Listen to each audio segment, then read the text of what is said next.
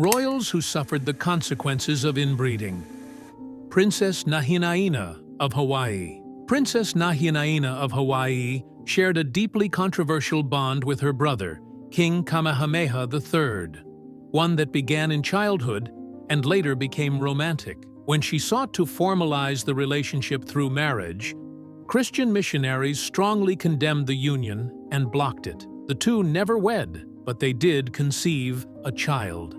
Tragically, the infant survived only a few hours, with many believing the complications were linked to their close blood relationship. Devastated by the loss, Nahinaina never recovered and died soon after, in 1836. Cleopatra. Although popular culture portrays Cleopatra as slender and irresistibly beautiful, history suggests a very different reality. Many archaeologists believe she may have been overweight, a condition often attributed to her family lineage. The Ptolemaic dynasty routinely practiced incest, marrying within the family to preserve power, a tradition that likely worsened hereditary health issues, including obesity. Some historians also speculate that Cleopatra and her siblings may have inherited physical traits that were far from the idealized beauty later associated with her name. Ferdinand I of Austria. Emperor Franz II of Austria married his double first cousin,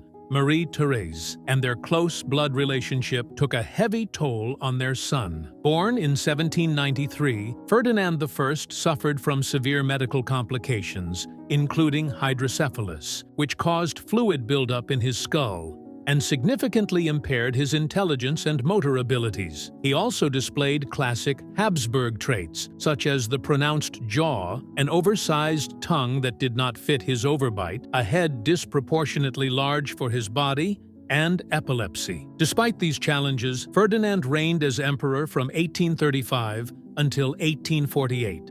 Queen Victoria. Queen Victoria, often called the matriarch of European royalty, was a carrier of hemophilia, a genetic disorder that affects blood clotting. While she herself avoided most of the disease's more severe symptoms and lived a long life, the condition proved devastating for many of her descendants as it spread through Europe's royal families. Hemophilia is typically inherited when a woman carries the gene passed down through her family line, and was not directly caused by Victoria's marriage to her first cousin, Prince Albert. However, some historians have questioned whether her reputed father, Edward, Duke of Kent, was actually her biological parent, a debate that has fueled ongoing speculation about the disorder's true origins in her lineage. King Ludwig II of Bavaria. Like his cousin, the Empress of Austria, King Ludwig II of Bavaria belonged to the ancient Wittelsbach dynasty, a family that had intermarried for generations. The effects of this close consanguinity were increasingly evident among its members. Ludwig, in particular, was notorious for being detached from reality, retreating into an elaborate fantasy world of his own making. While such escapism might have been harmless in a private citizen, it proved disastrous for a reigning monarch. As he devoted himself to building extravagant castles and drifting across lakes in swan-shaped boats, the Bavarian government grew exasperated by his inefficiency and lavish spending. Eventually, Ludwig was deposed, but his story did not end quietly. Just one day after his removal from the throne, his body was discovered in a lake under suspicious circumstances, widely believed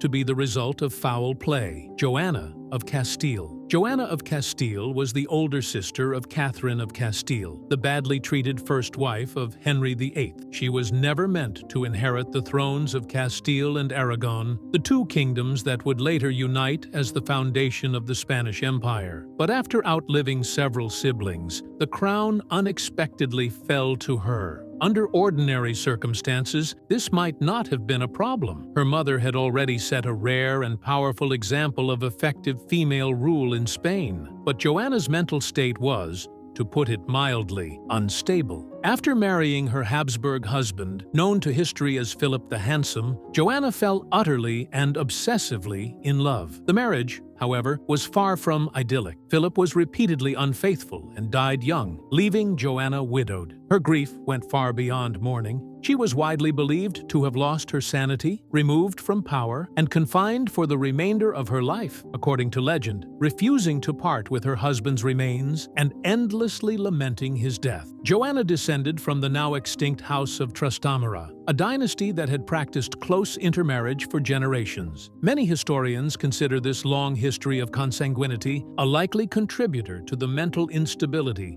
that ultimately defined her tragic reign. Queen Maria I of Portugal.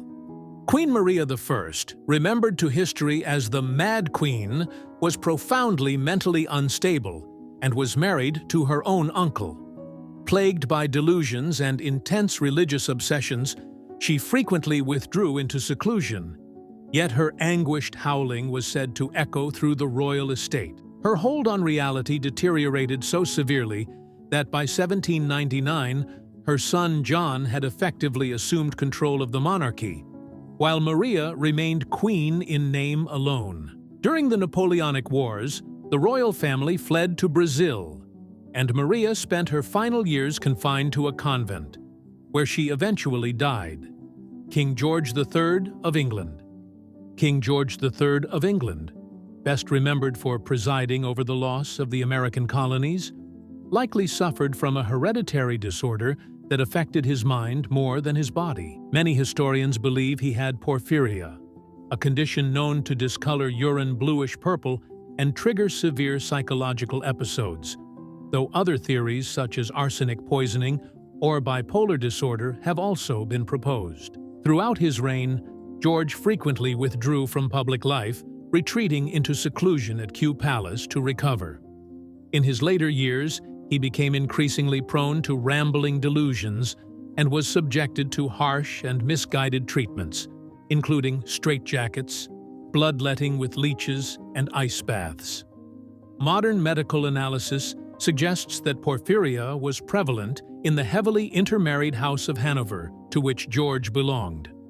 The final decade of his reign was spent largely out of sight, as he gradually lost both his vision and his hearing. King Tut. Despite his enduring image as the golden boy of ancient Egypt, modern DNA analysis of King Tutankhamun's mummy paints a far less glamorous picture.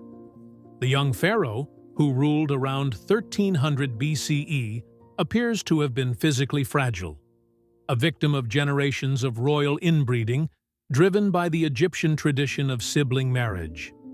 Ascending the throne at just 9 years old, Tutankhamun survived only until age 19. Evidence suggests he suffered from numerous congenital conditions, including a possible cleft palate, a club foot, scoliosis, and an elongated, misshapen skull. Sibling marriage was not only accepted, but revered among Egypt's ruling class, inspired by the myth of the god Osiris marrying his sister Isis to preserve a divine bloodline.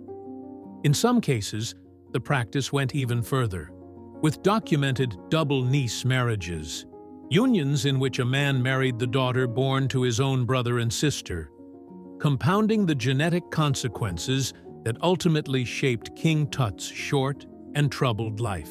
Charles II of Spain. Charles II of Spain, known as the Bewitched, was the tragic culmination of centuries of Habsburg inbreeding, and his appearance reflected it unmistakably. He famously bore the Habsburg jaw, or mandibular prognathism, a condition marked by a pronounced lower jaw, thick lower lip, underbite, and an oversized tongue that made chewing difficult and caused constant drooling. Beyond his physical deformities, Charles was severely developmentally delayed. He was breastfed until the age of 5, never received formal education, and remained impotent, leaving the Habsburg line unable to continue on the Spanish throne after his death in 1700. The Habsburgs had practiced close intermarriage for generations. One of Charles's ancestors, Joanna of Castile, appeared 14 times in his family tree. In fact, the degree of his inbreeding was so extreme that he was more genetically compromised than he would have been had his parents been siblings. Charles II is a tragic example of what happens when you marry within your own bloodline for many generations.